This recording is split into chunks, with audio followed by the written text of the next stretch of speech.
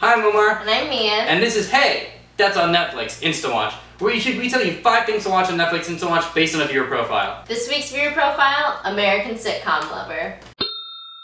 That may seem like a pretty bland and not very creative title, but it's because earlier we did an episode called American Britcom Lover with British shows. And because it's 4th of July, we decided to honor the old red, white, and blue. Nope, not that one. Nope. Still no. A little bit closer. There we go. So we're doing an American version of that list. How do you know if you're an American sitcom lover? You have fond memories about things that didn't even happen to you. Yeah, I was this crazy friend growing up who would like eat cats. He was like really furry and he had this long nose. Do you mean Elf? Like from the show Elf? You expect a laugh track every time you make a joke. Hey guys, looks like the candle factory's going out of business. Guess they'll be having a blowout sale.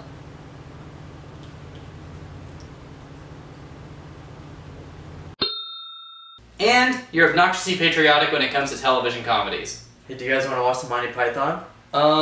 Maybe if they had won the war? America! So, here's our list.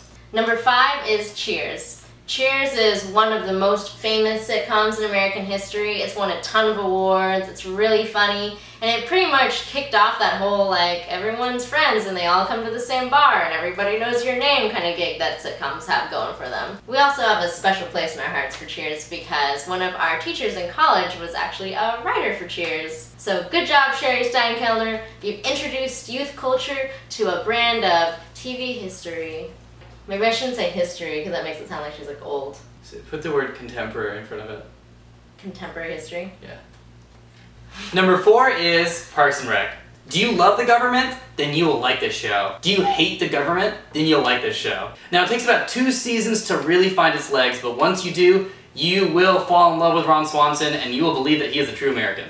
Number 3 is How I Met Your Mother. I know How I Met Your Mother seems like just a normal sitcom, a bunch of friends getting together and there's a laugh track and stuff, but it really is surprisingly just plain funny and great. It's got Neil Patrick Harris on there, Allison Hannigan, Kobe Smulders, so you know you've got some Joss Whedon actors left and right. Now there is one issue about How I Met Your Mother, and that's that it will give you completely unrealistic expectations about how it is to be a 30-something. Man, I can't wait to turn 30 so I can like hang out with my friends every night and we can all live in the same city in like the same apartment complex. We can go to a bar every night, we can afford to drink every night, we'll have a huge cool house and we'll like never have to work and we'll eat brunch every day. I know, and there won't be any Asians. But if you want accurate expectations about what it is to be a 30-something, the show 30-something is also on Netflix Instant Watch. Don't recommend 30-something. 30-something is such a good show. I haven't seen it, but I haven't seen it. But NPR says it's a really good show. Number 2 is Malcolm in the Middle.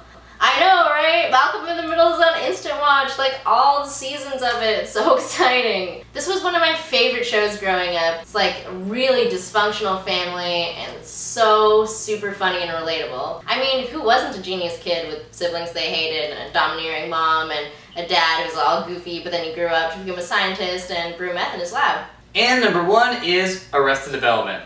Now, if you think the family in Malcolm in the Middle is dysfunctional, the Bluth family takes the cake and they blew it. A lot of geeks also tend to really like Arrested Development, so even if you're like, oh, I don't really like sitcoms and you're one of our geek audience, you should still definitely check it out. Just like my love for America, I feel like I don't have to justify why I'm so into this show. This show has every single funny person you can imagine. It has some of the best writing not only in comedy, but in television at large. And if you live in Southern California, there are so many Orange County jokes, you won't even be able to handle it. So, that's our list. What are your favorite American sitcoms? Leave your answers in the comments below. Also, did you guys notice that Omar totally got new glasses and they totally look just like mine? You can comment about that below in some way if you so choose. You can also check us out on Twitter, hit us up on our Very American blog, and like all good Americans, we have a Facebook. And finally, I want to say a huge thank you to my brother Imran for dropping by and being our guest this week. This was a little bit of a difficult episode because it wasn't as geeky as we usually go, even though his suggestions were. How about that one show where there's like, it takes place during a war and there's a doctor and there's a funny guy? Oh, MASH? No, he means Beast Wars. And what about that one show that's like, it's a bunch of girls and they're friends and they're always talking about their love life? Oh, Sex and the City? No, he's talking about Asomega. And how about that one where they're like, it's a love triangle and there's a bad guy, but there's also a good guy. For the last time, we're not doing Fruits Basket. Alright, we'll see you next Wednesday. Bye. Bye.